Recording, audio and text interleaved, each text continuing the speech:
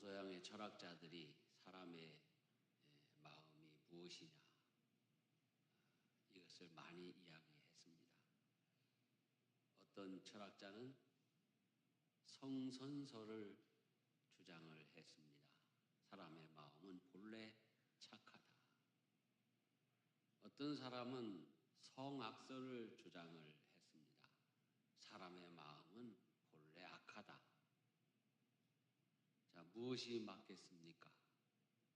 우리는 사람의 마음을 에덴 동산에서 하나님이 창조하신 그 창조의 때부터 살펴봐야만 알 수 있습니다. 하나님이 사람을 창조하실 때에는 본래 선하게 창조하셨습니다. 착하게 창조했어요. 그런데 사단이 유혹하는 바람에 선악과를 따먹고 죄가 인간에게 들어왔습니다. 그때부터 사람의 마음은 죄된 마음, 타락한 마음이 됐어요. 그래서 성선에서 성악으로 넘어갔어요. 그런데 넘어가면서 성선이 완전히 폐지된 것이 아니라 성선도 남고 성악으로 넘어갔어요. 그래서 우리 마음에는 한 가지 마음이 또 있어요. 악을 행하고자 하는 마음과 선을 행하고자 하는 마음. 그 합해진 마음이 있어요. 그래서 이 선한 마음, 악한 마음, 선악이 함께 있는 마음이 무수히 많은 마음을 만들어내요. 가령 선을 행하고자 하는 마음 쪽으로 그 어떤 퍼센테이지가 이렇게 많이 옮겨갔다 하면 거기서 또 다른 그 형태의 마음이 우리 속에 있게 돼요. 악을 행하고자 하는 마음 쪽으로 기울어져서 어느 정도 갔다 하면 또 그것 때문에 또 다른 마음이 우리 안에 생기게 됩니다.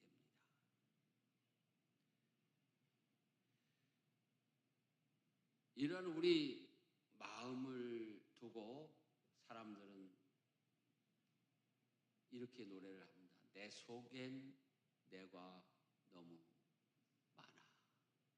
내 속엔 내가 너무도 많아. 주님이 싫고 덥고 그렇게 탄식을 합니다. 바울 사도도 그렇게 탄식을 했어요. 내 속에 바울 사도가 누굽니까? 위대한 사도입니다. 사도 중에 사도입니다. 주의 일을 향한 열심과 선을 행하고자 하는 마음이 그 누구보다도 불같았던 사람인데 그 사도가 뭐라고 탄식합니까? 오라, 나는 공고한 사람입니다. 내 속에 선을 행하고자 하는 마음이 있고 악을 행하고자 하는 마음이 있어서 그 둘이 내 속에서 서로 싸우는도다. 아, 나는 참 공고한 사람이로다. 누가 이 사망의 몸에서 나를 건져내랴.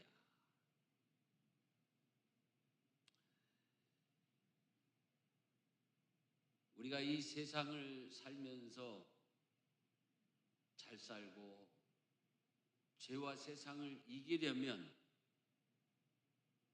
우리는 내 속에 있는 선한 마음이 예수 그리스도의 능력으로 나를 주장하게 해야 됩니다.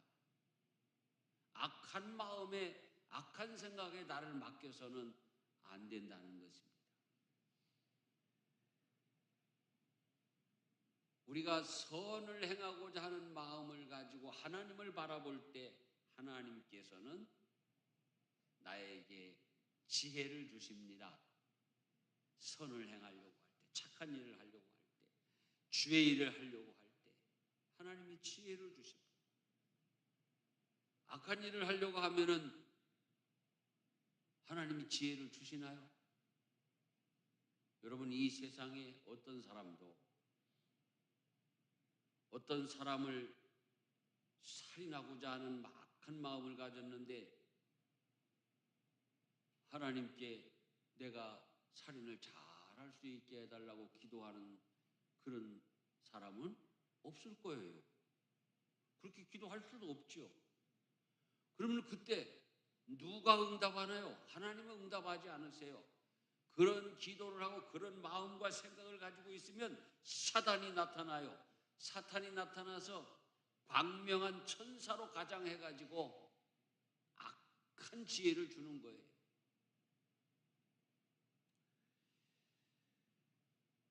그러므로 우리는 위로부터 난 지혜를 구하라는 오늘의 말씀을 새겨 들어야 됩니다. 위로부터 난 지혜를 받으려면은 하나님을 향해서 돌아서고 선을 구해야 돼요. 선한 생각을 하면서 선을 구해야 됩니다. 우리가 애쓰고 힘써서 선을 구하는 생각과 마음을 갖지 아니하면 우리 육신은 저절로 악한 생각을 하게 되고 정욕을 따라가는 마음을 갖게 됩니다. 여러분, 이 세상에 저절로 되는 거 그게 무엇인지 아십니까? 저절로 되는 거, 본능에 따라 되는 거예요. 죄를 따라 되는 거예요. 저절로 되잖아요. 공부 안 해도, 훈련 안 해도 저절로 되잖아요.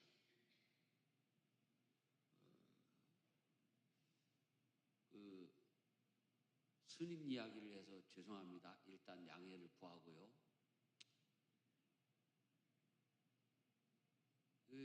사찰에서는 동자승들을 이렇게 구해서 절에 데려다 놓습니다. 세상에 물들지 않게 그렇게 키워서 훌륭한 스님을 만들기 위해서 동자승을 데려다 줍니다. 그래서 한 사찰에서도 동자승을 하나 마을에서 데려왔어요. 그리고 세상에 한 번도 안 내보냈어요. 그리고 그 절에 이 불공을 드리러 오는 그런 사람들 중에 여자 신도들이 있을 때는 일체 출입을 금지시키고 구경도 못하게 했어요.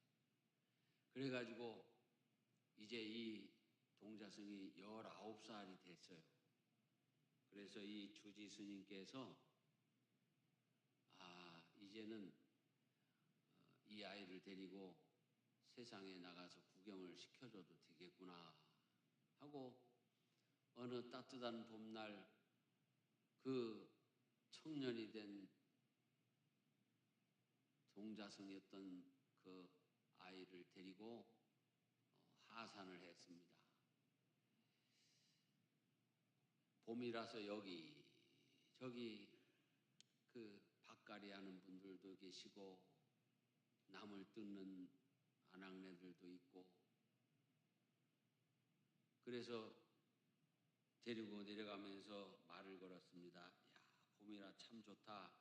여기저기 사람들이 밭도 갈고 나물도 뜯고 그러지?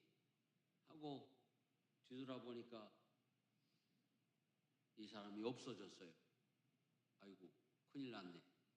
이 세상 구경 한 번도 안 시켜줬는데 없어졌으니 어떻게 하지? 하고 땀을 뻘뻘 흘리면서 찾아다니다 보니까 저만치 동네 처녀들이 나무를 뜯고 있는데 거기 가서 놀고 있더랍니다. 누가 가르쳐 줬나요? 19년간 단절시켰어요. 19년간 단절시켰는데 저절로 와서 알게 된 거예요. 그게 죄는 아니지만요. 악을 행하고 죄를 짓는 것은 안 가르쳐줘도 인간이 본능적으로 하는 거예요. 그것이 성경에 보면 가인의 이야기. 아벨은 아버지 어머니로부터 물려받은 신앙의 전통을 따라서 희생제사를 드리는데 가인은 희생제사를 드리지 않아. 자기 편리한 대로 제사를 드렸어요. 하나님의 아벨의 제사는 받았는데 가인의 제사는 안 받았어요. 당연히 안 받죠.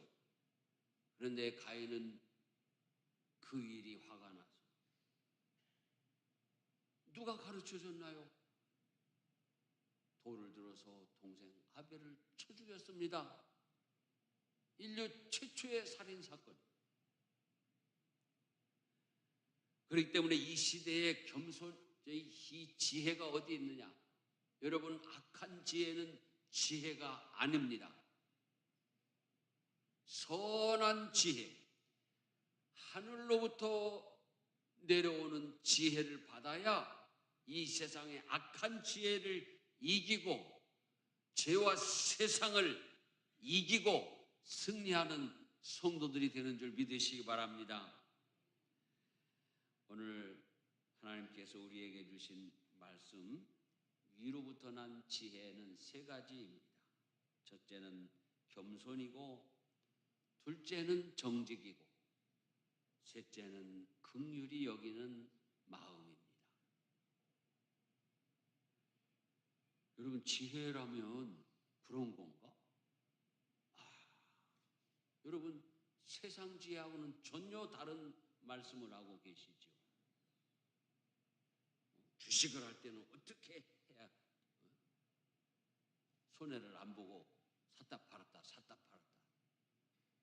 이럴 때는 어떻게 상대방을 골탕 먹이고 내가 이득을 취하나. 세상에는 이런 이 죄와 꾀들이 넘쳐납니다. 그런데 오늘 하나님께서는 그런 것들을 지혜라고 말씀하지 않습니다. 겸손이 지혜다 그랬습니다. 너희 마음속에 독한 시기와 다툼이 있으면 자랑하지 말라. 여러분, 세상에서 가장 미련한 사람 중에 한 사람이 자랑하는 사람이랍니다. 자랑하다가 이렇게 불행한 일을 당하고, 자랑하다가 이웃을 속상하게 하고. 누군가 그런 이야기를 하더라고요. 그래서 내가 가만히 보니까 진짜 그러더라고요. 미국 사람들은 돈을 이렇게 셀 때 밖으로 셉니다. 그걸 뭐 어떤 사람은 그렇게 얘기해요. 네 거 그러면서 센데요. 줄 생각하고 베풀 생각하고. 근데 우리는 돈을 딱 잡으면, 여러분, 이 중에 바깥으로 네 거 세는 사람이 있어요? 없죠. 나도 바깥으로 안 세요. 내 거. 네? 돈을 그렇게 셌죠. 그래서 한국 사람들이 외국에 나가면 봉변을 많이 당하는 일이 있는데, 제가 나가서 보니까 미국 사람들이나 유럽 사람들 보면 현금을 절대로 이게 다 꺼내서 보여주지 않습니다. 필요한 것만 미리 구분해 놨다가 딱 꺼내서 지불하죠. 그런데 한국 사람들은 여행 가가지고 가령 지갑에 100만 원이 있다. 그러면 다 꺼내. 아니면 지갑을 꺼내서 거기서 빼. 그럼 다 보여주잖아. 그 100만 원 있는 데서 5만 원을 지불하고 나면은 95만 원이 남는데, 초절정 어떤 사람은 진짜 100만 원을 다 꺼내가고 보는 데서 돈 자랑을 하는 거예요. 내 거 100만 원, 그 중에 5만 원 페이를 하는 거예요. 그러면 그 주변에 있는 사람들이 그 현금을 보고 타겟팅을 한다는 거예요. 그래서 범죄의 대상이 되고, 안 뺏기려고 하다 보면은 린치를 당하게 되고 봉변을 당하는 거예요. 얼마나 미련한 일입니까? 요즘은 신용카드 세상이라 신용카드를 대부분 사용하는데 뭐하러 그렇게 현금을 많이 가지고 와서 사람들 앞에 보여주면서 계산을 하냐. 심지어 우리는 여기 그럴 사람들은 없지만 술집 가는 사람들은 술집 가가지고 현찰 있는 거를 막 다 보여주고 팁을 주고 막 그러니까 술 취했을 때 그냥 어디로 끌고 가버리고 죽여버리고 막 그런 일이 일어난다는 거예요. 미련한 일이지요. 위로부터 난 지혜는 겸손입니다. 어디 가도 자랑하지 아니하고 겸손하게, 이웃에게 말할 때도 겸손하게 친절하게, 외국인에게 말할 때도 겸손하게 친절하게. 사람의 대부분의 사건이 말에서 나오잖아요. 하나님께서 말씀하십니다. 내가 교만한 자는 대적하는데 겸손한 자는 내가 찾아서 높인다 그랬어요. 여러분, 하나님께 지혜를 구하여 겸손한 자가 되어 겸손으로 높임받는 성도들이 되시기를 축원합니다. 둘째로 하나님이 주시는 지혜는 정직입니다. 여러분, 정직은 세상 사람이 생각할 때는 미련한 것입니다. 거짓말을 하고 속이고 그게 지혜라고 생각하는 거예요.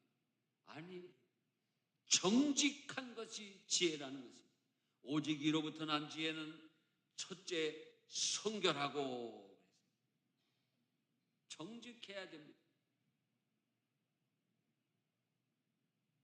여러분, 구약 성경에서 하나님이 가장 사랑했고 내 마음에 합한 자라고 내 친구라고 정직한 자라고 하고 잘생겼다고 하고, 그게 누군지 여러분 생각나시죠? 누구예요? 다윗 왕이에요. 다윗 왕도 의로운 사람이 아닙니다. 왕의 권한을 이용해서 충신의 아내를 불법으로 잔인하게 빼앗은 사람. 그러한 다윗에게 나단 선지자가 나타나서 양의 비유를 들었습니다. 어떻게 99마리의 양을 가진 사람이 한 마리 양을 가진 사람의 것을 빼앗을 수가 있느냐. 그런 식으로 책망하니까 다윗이 알아듣고 나단 선지자 앞에 무릎 꿇고 그것이 바로 나입니다 하고 정직하게 고백했어요. 회개했어요. 그래서 다윗은 시편 51편에 이렇게 하나님께 간구합니다. 하나님이여, 내 속에 정한 마음을 창조하시고 내 안에 정직한 영을 새롭게 하소서. 나를 주 앞에서 쫓아내지 마시며 주의 성령을 내게서 거두지 마소서. 정직한 영을 새롭게 하여 주시옵소서. 여러분, 인간이 생각할 때 정직이란 미련한 것 같지만 하나님이 주시는 지혜인 줄 믿으시기 바랍니다. 정직이 우리 영적인 삶의 무기이고 내 삶의 무기입니다. 제가 어느 날 지하철 1호선을 탔습니다. 서울역에서 종로 5가까지 가는 길은 참 짧은 거리입니다. 그런데 여중학교 아이들이 한 5-6명이 지하철에 올라탔습니다. 그리고서는 그 중에 한 아이를 놀리는 거예요. 못생겼다고. 쉽게 얘기하면 요즘 말하면 그 아이가 왕따 된 아이예요. 아이고, 큰일 났네. 저 개입을 해서 혼을 내야 되나? 언제쯤 개입하면 좋을까? 근데 그 아이는 실제로 그렇게 못생긴 게 아니에요. 내가 보기에는 시기 질투하는 것 같아요. 그래서 못생겼느니 어쩌느니 하면서 몇 명이 그 아이 하나를 놓고 막 놀리고 괴롭히는 거예요. 그런데 그때요, 반전이 확 일어나. 단 한마디 못생겼다고 놀리는데 그 애가 그래 나 못생겼어 어쩔래. 못생겼다고 놀리는데 그래 나 못생겼어 하니까 더 이상 할 얘기가 없는 거예요. 아니야 난 이만하면 잘생겼어 너보다 이뻐 막 그래야 싸움이 되고 뭐가 복잡해지는데 정직하게 얘기해버려. 그래 니들이 다 못생겼다고 하지 나 못생겼어. 끝나는 거예요. 여러분 한번 나한테 뭐라고 한번 해볼래요? 옳지 나 잘생겼어요. 그럼 끝나는 거예요. 정직이 무기예요. 여러분 지금 세상이 타락했어도 정직을 중요하게 생각하는 그 기본적인 것은 절대로 변하지 않습니다. 제가 내 일은 아니고 다른 사람의 일로 법정에 출두한 적이 있어요. 그런데 그 판사님이 입장하기 전에 가장 그 준비하는 사람들이 강조하는 게 있어요. 나만 있는 게 아니고 여럿이 있는데 절대로 거짓말하면 안 됩니다. 그죠? 정직하게 대답하셔야 됩니다. 여러분들이 여기다 쓰고 사인한 거에 대한 거짓이 있으면은 처벌받습니다. 맞죠?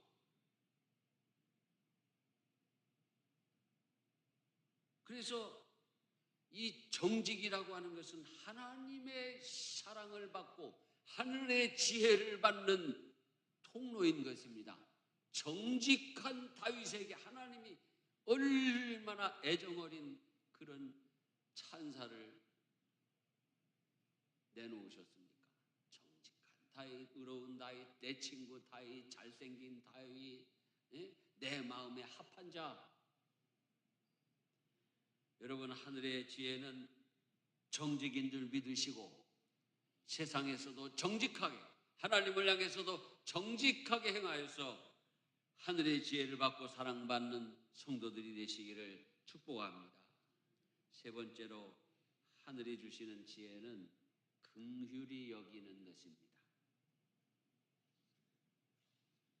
여러분 긍휼히 여기는 자는 복이 있나니 긍휼히 여김을 받을 것임이라 그랬습니다. 우리가 이웃을 긍휼히 여기면 나를 긍휼히 여기셔서 십자가에 달려 내 죄를 사하시고 대신 죽으신 그리스도의 사랑이 여러분에게 지혜와 능력이 될 줄로 믿습니다. 여러분 이 긍휼히 불쌍히 여기는 마음이 왜 우리에게 하늘의 지혜고 능력이 될까요? 에베소서 4장에 보면은 서로 친절하게 하며 불쌍히 여기며 서로 용서하기를 하나님이 그리스도 안에서 너희를 용서하심과 같이 하라 그랬습니다. 불쌍히 여기는 것이 능력입니다. 지혜입니다. 저는 30년이 넘도록 나를 이상하죠. 왜 그러는지 몰라요. 그 사람은 30년이 넘도록 나를 스토킹을 해요. 내가 뭘 하는지 어떻게 하는지 관찰하고 살피고 괴롭히고 내가 뭐라고 한 것도 없고 시비 건 적도 없는데 한 세월을 그래. 나도 목사이기 전에 사람이요. 나도 사나이라고요. 이것을 언제 한번 그냥 그런 마음이 막 생겨요. 너무 고통스럽고 괴로워요. 그런데 어느 날 나도 모르게 내 입에서 에휴 불쌍한 인간 그렇게 얘기를 했어요. 나도 모르게 내뱉었는데 그러네 불쌍하네. 아유, 그렇게 오랜 세월 동안 그러나 참 불쌍하다. 나한테만 그러겠나? 그렇게 사는 거지. 그러고 나니까 그 사람에 대한 미움도 원망도 다 사라졌어요. 여러분, 가족끼리도 서로 불쌍히 여기시기 바랍니다. 나 같은 남편 만나서 고생하지, 나 당신이 불쌍해요. 그러면 아내에 대한 미움이 싹 녹아질 거예요. 예배 시간에 하지 말고 끝난 다음에 한 번씩 하세요. 오늘 여보, 나 같은 아내를 만나가지고 얼마나 고생해요. 그러면 마음이 미운 마음이 사라진다니까요. 저는요, 그 아내를 향해서는 그런 경우는 별로 없는데요. 있어도 얘기하면 안 되잖아요. 근데 두 아들한테는 가끔 여기 불 올라오는 게 있어요. 아니 40이 다 됐는데 장가 갈 생각을 안 해요. 그래서 어떤 때는 자다가도 화가 나. 그래서 내가 가끔 결혼 얘기를 하면 말도 못 꺼내게. 아, 내가 알아서 할 거니까. 그러면 핀잔이나 주고 그래. 그래서 요즘은 내 카톡방에다 그걸 다운받아가지고 화날 때마다 가끔 그걸 들여다봤어요. 한 2살이나 3살쯤 된 애기들이, 머시마들이 성경책을 앞에다 놓고 그거 보시는 사람도 있을 거예요. 까뚜까뚜 막 읽다가 졸리니까 발라당 드러넣어서 잠을 청하는 거예요. 그 3명이 그렇게 차례대로야. 요것들 참, 손자들 참 이렇게 하면 이쁘겠다. 그러면서 이놈의 시기를 불효자식들 막 이러면서 이제 화를 다스리는데, 그거를 매일 한다고 해서 내 마음이 편안해지는 게 아니에요. 그런데 어느 날 우리 두 아들 참 불쌍하다.